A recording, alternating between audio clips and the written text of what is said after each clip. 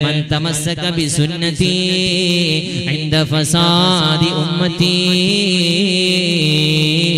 فله أجر 100 شهيد.